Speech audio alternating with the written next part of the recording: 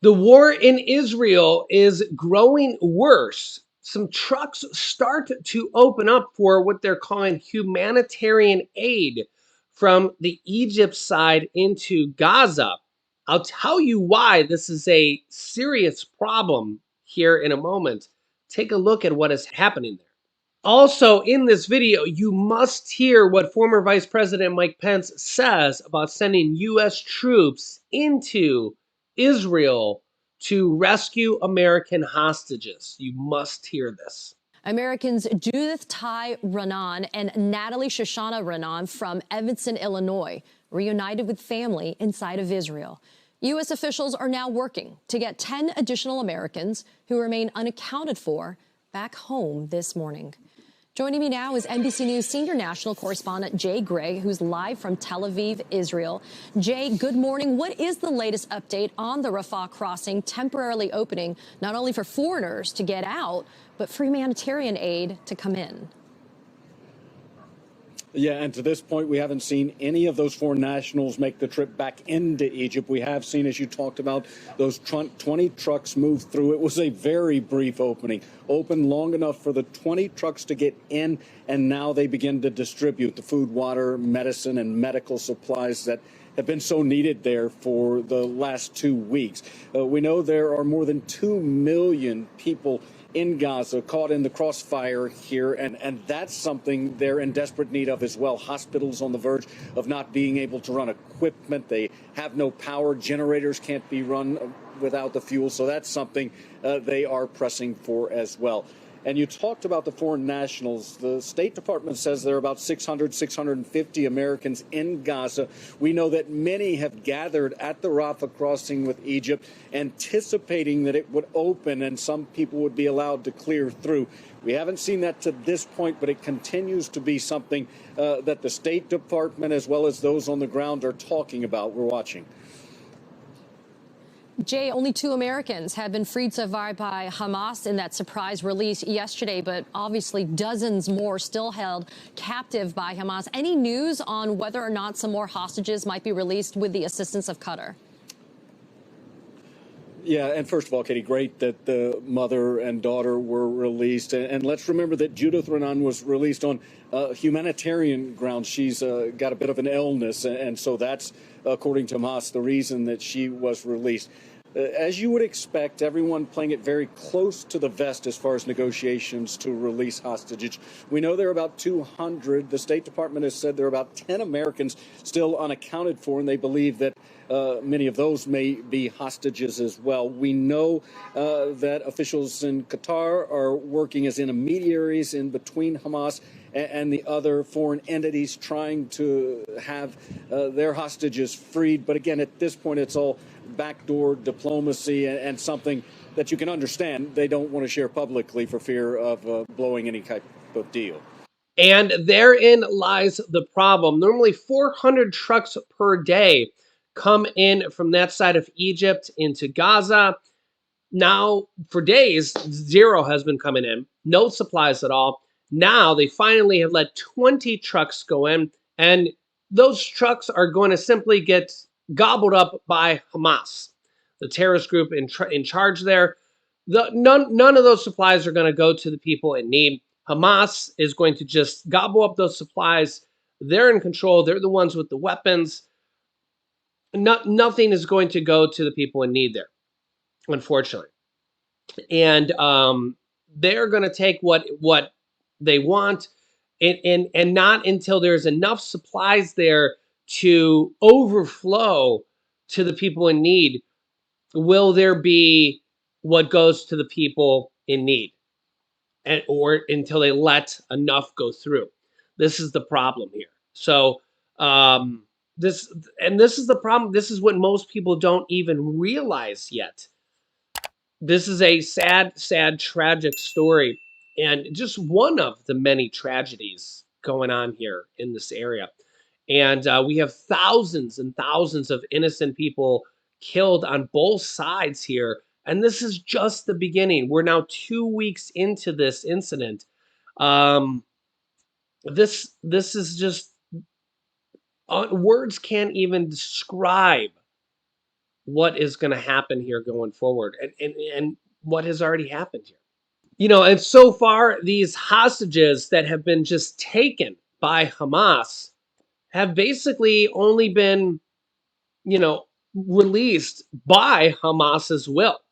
They're doing what they want with the hostages. We don't even know what the conditions are there, how many are still alive, what they're doing with them, why they were taken to begin with.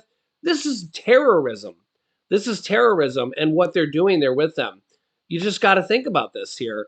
And this is the what you got to remember to begin with, why Israel is doing what they're doing to fight back. And you got to remember what started this war to begin with, of Hamas attacking Israel in the first place. Everybody has to remember that in the first place. Former Vice President Mike Pence says he would have had American boots on the ground in Gaza if he were president. He's running for president again, but he's not a front runner right now. He says, quote, "We're talking about Americans that have been captured and taken hostage." You see my previous video, we just had an American who was killed there in the line of duty here. You can see my previous video. I will link you to that video here next if you didn't see that. Take a listen here to what former Vice President Mike Pence has to say here about Israel. This is pretty interesting. Take a listen here. Vice President Pence, thanks so much for joining us. Thank you, Jack. We have the news this evening. 2 Americans previously held hostage by Hamas have now been released. They're now in the care of Israeli forces. There are still 10 Americans unaccounted for. How would you, if you were president at this point, how would you be handling the situation in the Middle East? Well, first, I think it's extremely important that every leader in this country speak with one voice and make it clear to the world that America stands with Israel and that we'll stand with Israel today and we'll stand with Israel tomorrow and through all of the difficult days that lie ahead. Look, after that horrific and unprecedented terrorist attack on Israel, Jake, Israel has no choice but to hunt down and destroy Hamas at its source. And I believe that there should be no daylight between the United States of America and our most cherished ally, Israel. And we need to make it clear, particularly to other powers in the region, beginning with Iran, also Assad's regime in Syria, Hezbollah in Lebanon, that any effort to expand this into a wider conflict will be met with a complete and seamless alliance between the United States and America. Only American strength is going to create the conditions in which Israel is going to have the room to do what they need to do to secure their country for the future and end the reign of Hamas once and for all. Would you, as president, be considering using special operations forces to rescue American hostages if you were president right now? Well, I said the better part of 2 weeks ago, Jake, that if I was president, I would have already been on the phone with the Joint Special Operations Command. I would have given orders for Delta Force and the Navy SEALs to be prepared to work with Israeli Defense Forces to engage in hostage rescue. And then I would have told Hamas that you got 12 hours to turn loose every American, every Israeli hostage, or we're going to come and get them. Look, I welcome the release of the 2 American hostages today, but at the end of the day, we simply have the best fighting force hostage rescue capability in the world, and Hamas needs to understand that we would be willing to use that, and we need to pressure them and demand that Hamas turn those Americans and turn those Israelis loose. But if you did in fact give that order, and I'm not judging it, but I'm just saying, if you were in fact to give that order, Delta Force, Navy SEALs into Gaza to rescue the American hostages, you would be in effect sending boots in the ground into a place that is about 10 times bigger if not, I think it's actually, maybe I might be wrong about that, it might be 30 times bigger than Fallujah, it would be an incredibly difficult battle. And that's boots in the ground into another Middle Eastern war. Right. And look, but we're talking about Americans now, Jake. We're talking about Americans that have been captured and taken hostage by the brutal Hamas terrorists, and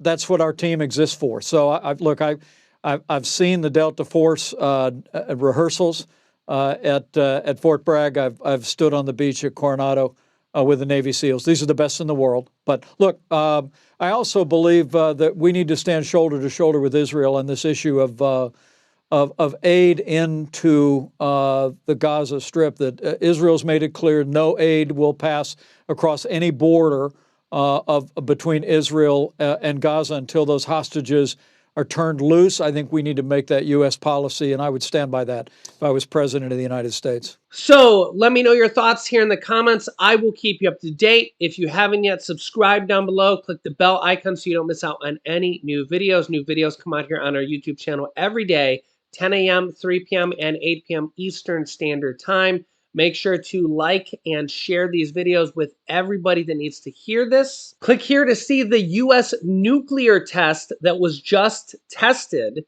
or click here to see the U.S. military just got attacked. Click on one of those videos next. Thanks for watching, and I'll see you in the next video.